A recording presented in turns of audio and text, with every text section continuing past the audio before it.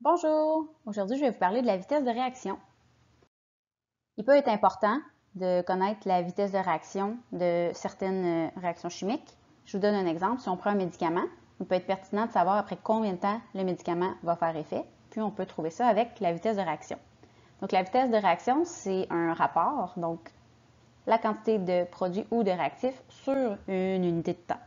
Sur le graphique, on voit la quantité de matière en fonction du temps lors d'une réaction chimique. Donc, au départ, on a beaucoup de réactifs et pas de produits. Et plus le temps avance, les réactifs se transforment en produits. C'est pour ça qu'au début, on n'a pas de produits, puis qu'à la fin, on a beaucoup de produits. Voici les formules pour trouver la vitesse d'une réaction, donc soit en fonction des produits ou des réactifs. On constate ici que toutes les vitesses sont en valeur absolue pour nous donner une réponse positive. Donc la première ici en quantité des produits, on va aller inscrire la quantité de produit final moins initial. Donc habituellement au départ, on a 0 produit, puis à la fin, tu as une certaine quantité de produits, puis quand tu divises ceci par le temps, bien tu obtiens une vitesse. Tu peux faire la même chose, mais avec les réactifs. Donc, quantité de réactifs final moins initial. Donc, dans ce cas-ci, c'est plutôt les réactifs final qui se trouvent à 0, tandis que initialement, on a une certaine quantité de réactifs sur une unité de temps qui peut être des secondes, des minutes, des années. Quand on fait la division, on obtient une vitesse. Expérimentalement, ça signifie qu'il faut être capable de mesurer une quantité de produits ou de réactifs à 2 moments différents. Pour choisir la bonne façon de faire, il faut tenir compte de l'état physique. Si j'ai un solide en tant que réactif, je pourrais peser sa masse initiale, puis sa masse après un certain moment, ou même chose avec un nombre de particules.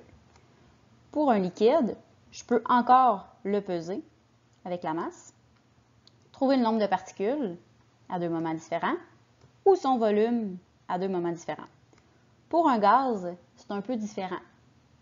Je pourrais calculer sa concentration initiale, finale, sa masse, son nombre de particules, son volume, ou calculer sa pression à 2 moments différents. Pour une solution aqueuse, je peux seulement calculer sa concentration initiale et finale pour trouver la vitesse de réaction. Les unités de vitesse ne sont pas toujours les mêmes. Donc, il y a plusieurs façons de faire pour trouver une vitesse de réaction, mais on s'en tient toujours au même principe. On doit mesurer une variation de réactif ou de produit sur une variation de temps. Si je prends un premier exemple, donc faire réagir du magnésium avec de l'acide, première technique, je pourrais, à l'aide de ma balance, mesurer la quantité de magnésium au début, puis à la fin de l'expérience, ou après un certain moment, donc sur une variation de temps, et j'obtiens une réponse en grammes par seconde. Je pourrais plutôt me concentrer sur un volume de dihydrogène qui est nul au début de la réaction, puis qui devient plus grand plus que le temps avance. Donc cette variation de volume-là sur le temps, ça me donne une réponse en millilitres par seconde. Je pourrais aussi me concentrer sur mon gaz, puis à l'aide d'un manomètre, qui est un instrument pour mesurer la pression, eh bien, déterminer la pression au début, puis à la fin de l'expérience. Donc, avec 2 pressions à 2 moments différents, en faisant le rapport, je peux obtenir une vitesse en kilopascal par seconde. Je peux faire la même chose en calculant la concentration molaire de ma substance à 2 moments différents pour obtenir une réponse en mol par litre fois seconde. Je pourrais aussi faire un calcul et trouver mon nombre de particules à 2 moments différents de mon expérience pour obtenir une réponse en mol par seconde. Voici un exemple pour trouver la vitesse de réaction du zinc solide qu'on ferait réagir avec de l'acide chlorhydrique pour en former du dichlorure de zinc et du dihydrogène. En laboratoire, il y aurait plusieurs façons de procéder pour trouver la vitesse de réaction.